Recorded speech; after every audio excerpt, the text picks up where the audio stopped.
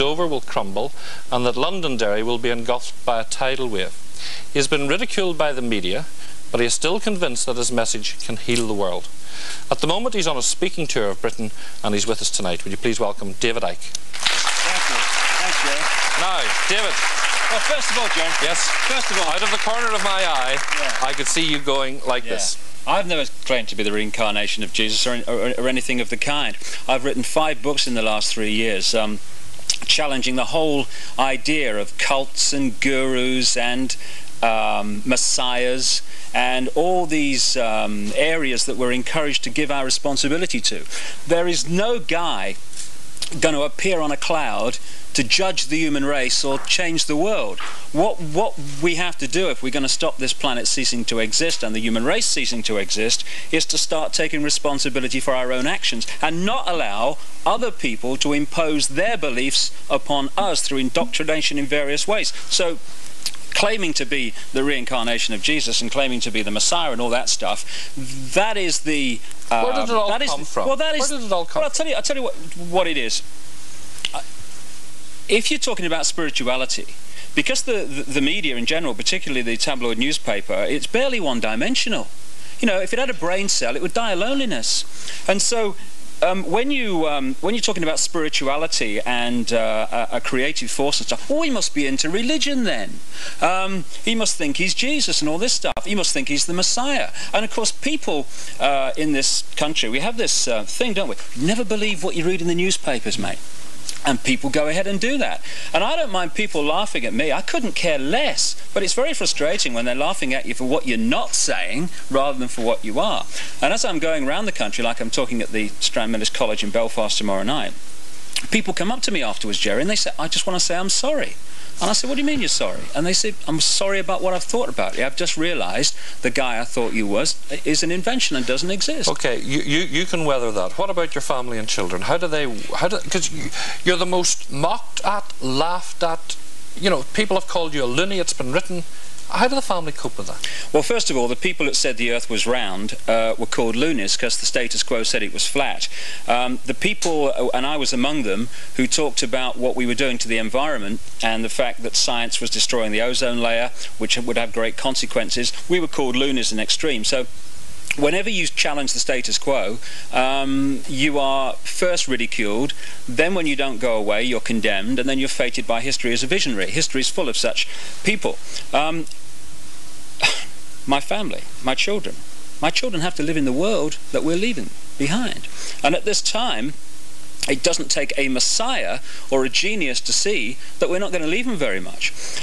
So you have to make a decision, Jerry. You have to say, well, am I going to sort of walk away from this and take the easy life? Hello, good evening, here's Steve Davis, frame 1, thank you for the money, I'll go home to my family now.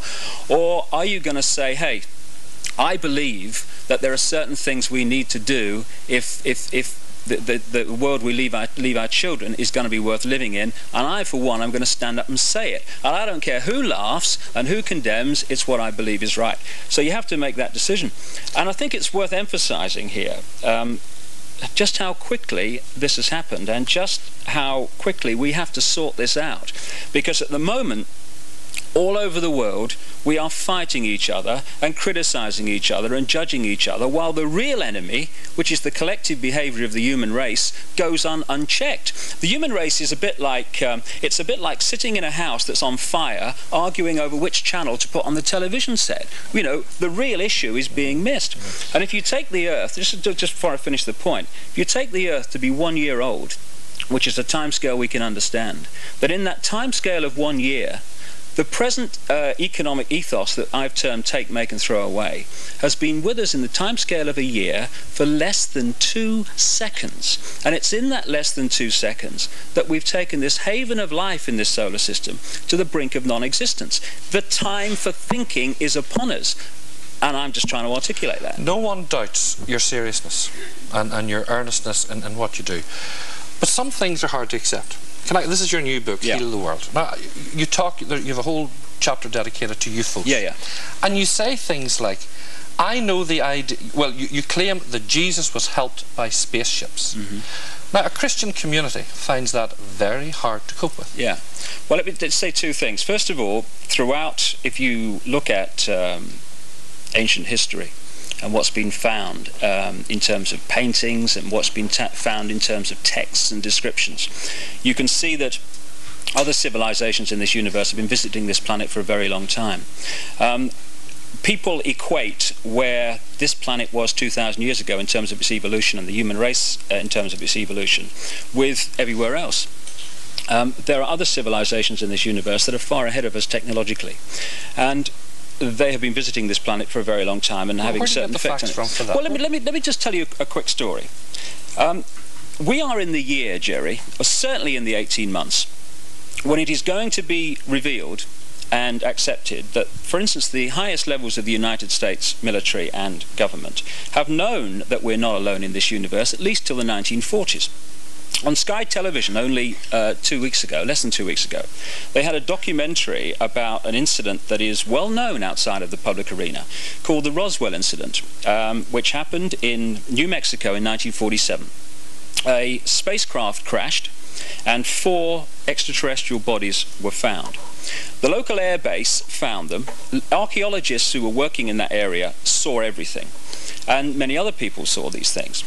The air base issued a press release which appeared in the local press saying we found a flying saucer. The local radio station interviewed one of them about what they'd found. Suddenly the higher echelons of the military appear on the scene, and suddenly a press release is issued saying, oh no, it was a weather balloon, it's all a mistake. The radio station was visited, and they were told if they wanted to be on the air in 24 hours' time, they would hand over the interview, never use it, and forget they ever had it, which they did.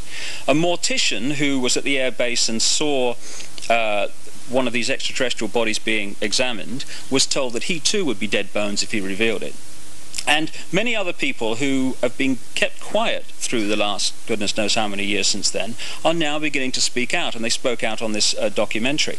And the senator for that area in New Mexico is now forcing congressional hearings on the issue because of the lack of response that he's had to reasonable questions from the authorities. And there is endless evidence that there's been a massive cover-up.